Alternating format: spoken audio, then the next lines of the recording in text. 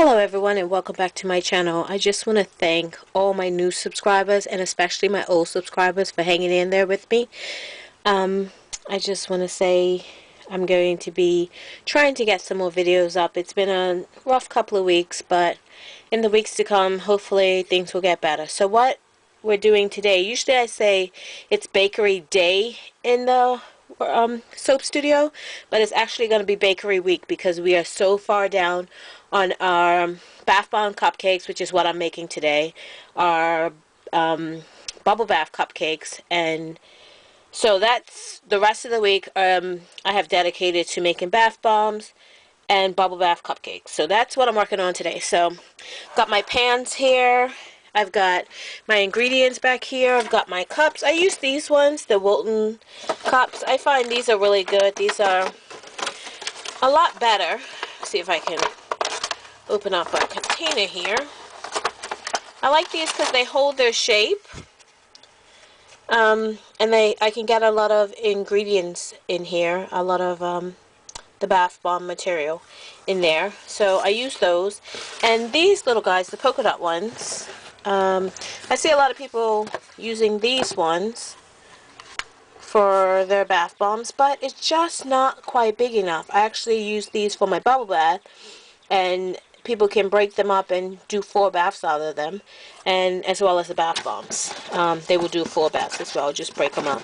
So I have all these in here. I'm going to do, these are going to be turned into bubble bath. There's about 8 different colors here, maybe 1, 2, 3, 4, 5, 6, 7 different colors.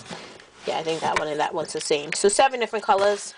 Those are going to be bath bombs, and then I have I'm sorry, these are bubble bath, and these are going to be the bath bombs. I have white, yellow, blush or rose, pink, purple. So those are going to turn, and these are just the Wilton cups, and these are going to turn into bath bombs. And I have my fragrances, and then my sifter. I like to sift stuff. I don't like that put your hands in it and rub it together. It's just too time consuming. I'd rather sift it as I go and do my ingredients that way. So I'm going to set up the camera, get started, probably just show you 1 or 2 because it's the same repetitive recipe, the same repetitive ingredients that go into the bath bombs and the bubble bath. So I'll probably just show you 1 or 2 how I do it and how I get it into the tins, and then that's it. No need to show you the whole process of making 8 different varieties of a bath bomb. It's just not necessary. So I'll probably just show you 1 or 2 and see how it goes from there. Alright, so let's get this started.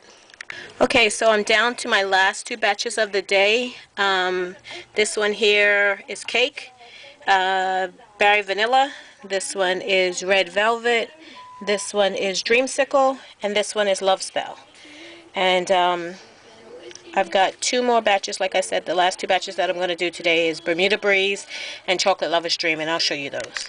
Okay, so I've got my ingredients measured out, and as you can see it's a mess, but this one is going to be Chocolate Lover's Dream, and this one is going to be Bermuda Breeze. So I'm just going to finish, this one has a few more ingredients, the baking soda and citric acid to put in there, and then I'm just going to make these last 2, and then I'm going to be done for the day. I think I'm going to go home after this because I'll be back at it tomorrow. So I'll show you what these 2 look like when I'm finished them.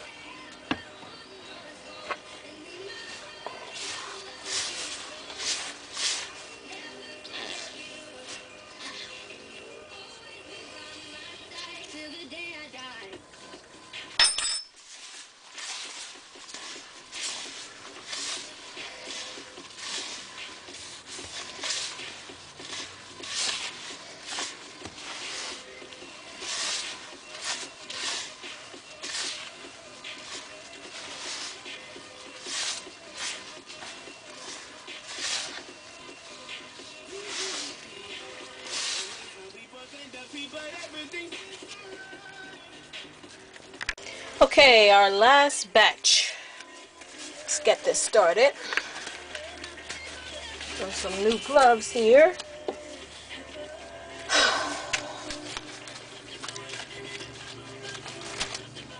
Alright, so to this I need to add, please excuse the background music, I have the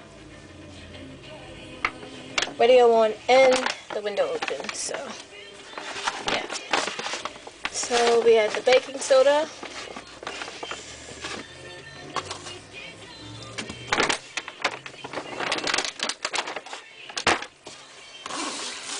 And like I said, I use the sifter instead of trying to do the clumps with my hands. I just find it's a lot faster, a lot easier for me.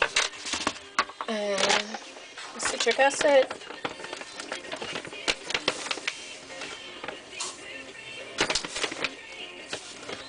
And all the other ingredients are in, including my secret ingredient. That's all in. Alrighty.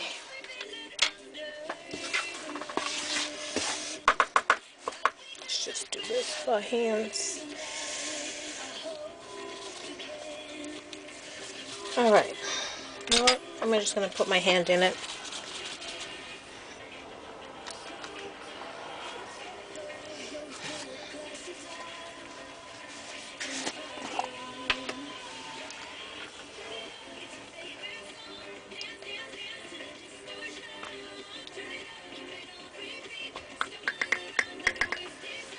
Colorant.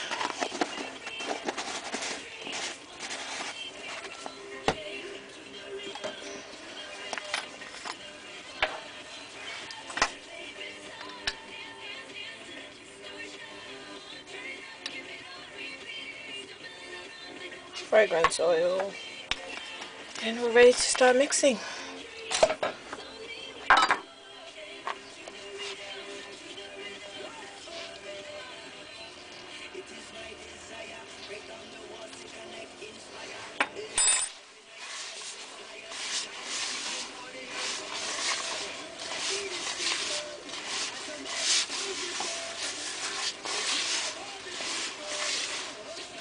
I know. It's very dusty, this stuff.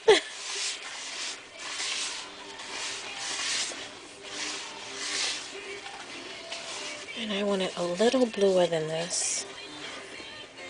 I know I really shouldn't do this before I add the witch hazel, but I don't think it's going to be dark enough.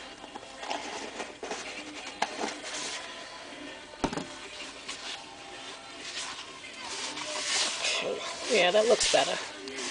Okay. So I'm just going to get everything well mixed, well incorporated here. And then I'm going to spritz it down. Now I know a lot of people use alcohol and water and whatever. I find for me, the best thing I found that works for me time and time again is witch hazel. So that's what I'm using. Here's my little spritz bottle. You see it's well used. It's filthy today. So what I do is like pull most of it to one side. I don't know if you can see that, but it's like most of it is hopped up on one side and then just a little layer on the far side, and that's the side I spritz.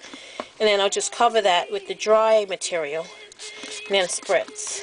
And I'll just keep going until there's no dry on this side, and then I'll start working it in.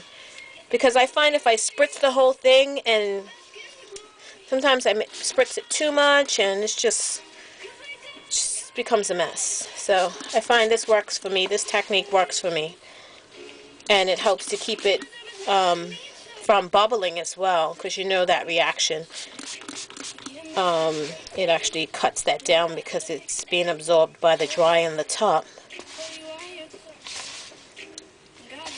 And then once the last layer is, I just spritz the whole bowl, because on the other side now it's the really low part of the last little bit of dry. And then I just mix it in. And I make sure I get up in the bottom. As you can see, there's not some even white down there that hasn't been incorporated with the blue. So I make sure I'm getting to the bottom of my bowl and making sure everything is mixed in. And then I start testing, which is squeeze it together, and you can already see that's not holding very well. So I'm going to spritz a little bit more because it did fall apart. And see, this is where I get into trouble. I sometimes spritz too much. Then it starts to foam, and it's just a mess. So I have to be careful right here. So spritz 2 or 3 more times, and then I stop. I have to make myself stop because I will feel that I need a little bit more, and then it's a bubbling mess. So what I do is I squeeze, drop it in. Not too bad. Let's do that again. Drop it in, and then I actually pick up the same lump and drop it in again. And if it sticks together, then I go. And this did, actually. It stayed together. And I dropped it again, and it's still staying together. So, yeah. So I just scoop it up from the bottom. Make sure the bottom part isn't dry, because you will get some dry spots at the very bottom of the bowl that haven't gotten spritz. So they look pretty good. So now, yeah, I'm gonna get my, that's why I like cupcakes. I'm having trouble with the actual bombs right now, so put it on this side, see if you can see it a little bit better. Yeah, I guess so. Alright, so I'm just gonna scoop this in. And I try to put a little bit in each before I go back and start patting it down, just to make sure all of them get the kind of same amount. You know, they can't be exact unless we put them on a scale, which I'm not going to do. So I do 2 scoops in each, and then I go back and start packing it in. And I kind of try to work fast because it is drying out. It is kind of susceptible to the elements right now. So I push down, if you can see that, push down with the back of the spoon, and then put some more on.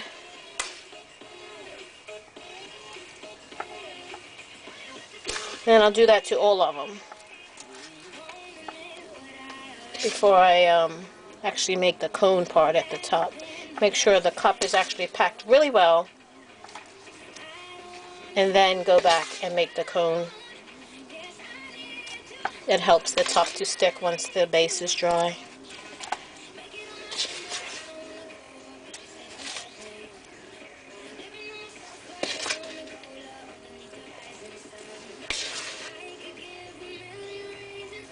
Kind of weird working to my left here, but I guess it's working. Should have put the camera on the other side. I'm used to going to the right. Looks like I'm almost left-handed. Okay, so now that I've got them all pretty well packed, I'll go and put a little bit more material on the top, and then I'm actually trying to make the cone in the center. So go around, pack, leaving a little lip so the topping can have something to grab onto, and then I just press down the middle. I mean, you could leave it at a point. I just find sometimes it just breaks off anyway, so I put it flat, and then the topping that I'll put on later has something to adhere to. It's kind of like a little ridge that it folds into, and I think it stays on a little bit better than just a flat top. And just put a little bit more material and go around.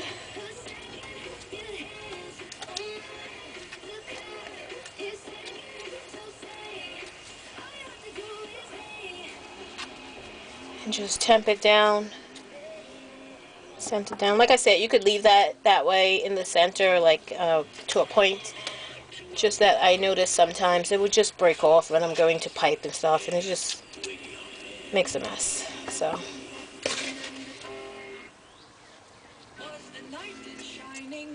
And sometimes I don't know. I measure the same recipe every single time, and excuse me. Okay, sorry about that. I had to take that phone call. I got a phone call. So, I'm finished it. I did the little cones on the top, and after I'm finished, what I do is I actually take them out of the tin. And I think this step is really important because I've forgotten it or didn't do it before, and it's really a pain. If you look in here, you'll see crumbs. Those will actually make your cupcake liner stick to the pan, and there'll be a tough time coming out. I've ripped some of the liners trying to get the cupcakes out where they stuck, and it's just a headache. So just take a brush. This brush I specifically use for this, and actually brush the tops of when they're dry. When they've dried a couple of days, I would actually drop any crumbs left. I would brush those off, and before I pipe the top. So I just take it and just sweep it out, sweep any of the crumbs out,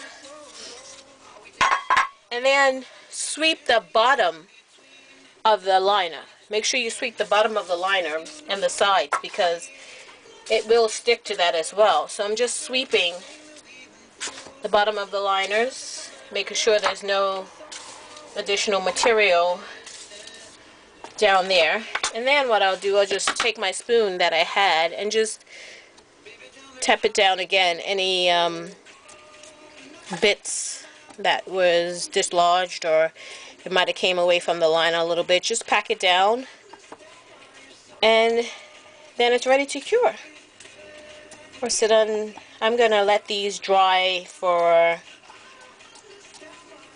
about 2 or 3 days before I try to ice them or put the topping on. And then I'll show you how I do that, probably in a part 2 video, because this one's probably going to be long anyway. So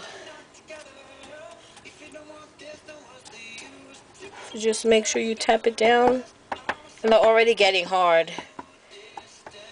And then that's it. So that's Bermuda Breeze.